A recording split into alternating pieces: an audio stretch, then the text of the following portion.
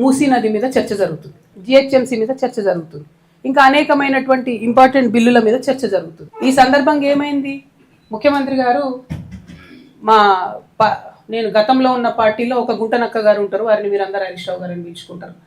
ఆయనను చూసి నేనేదో మాట అన్నాడు, అనగానే నన్ను అంటవా నువ్వు అని చెప్పి అసెంబ్లీ మొత్తం వాయిదా వేసుకొని వెళ్ళిపోయాడు.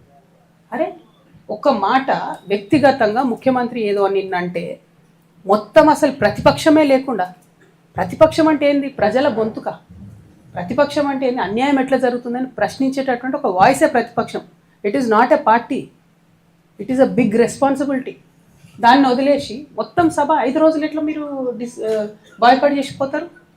ఏంది కేవలం హరీష్ రావు గారిని ఒక మాట అన్నందుకు బాయ్కాట్ చేసిపోతారా? కేసీఆర్ గారిని ఎన్ని తిట్లు తిట్టినా రేవంత్ రెడ్డి గారు ఎప్పుడన్నా బాయ్కాట్ చేసిన హరీష్ రావు గారు? మొన్న ఈ గుంటనక్కకు డిప్యూటీ ఫ్లోర్ లీడర్ ఇవ్వగానే నేను చెప్పిన బీఆర్ఎస్ పార్టీని ఎవరు కూడా కాపాడలేరు అసెంబ్లీకి రాకపోతే అని. ఏం చేసిరు నిన్న?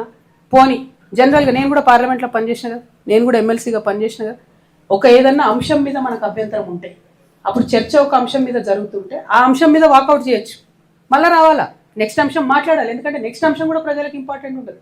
నిన్న మూసీ ఇష్యూ టైంలో డిస్ప్యూట్ అయింది. మూసీ అయిపోయినాక ఏం చేసిరు, హైదరాబాద్లో 300 డివిజన్లు చేయడానికి బిల్లు పెట్టిరు. మరి అది అవసరం లేదా చర్చ? మనం 1/3 తెలంగాణ పాపులేషన్, 3వ వంతు తెలంగాణ పాపులేషన్ హైదరాబాద్లో ఉంటుంది. వాళ్ళకి సంబంధించి అంత పెద్ద నిర్ణయం జరిగితే ఎక్కడుంది ప్రతిపక్షం వాయిస్? లేదు. ఎందుకంటే హరీష్ రావు గారిని ఆయన ఏదో అన్నాడు కాబట్టి ముఖ్యమంత్రి గారు వీళ్ళు బయటికి వాకౌట్ చేసిపోతారు.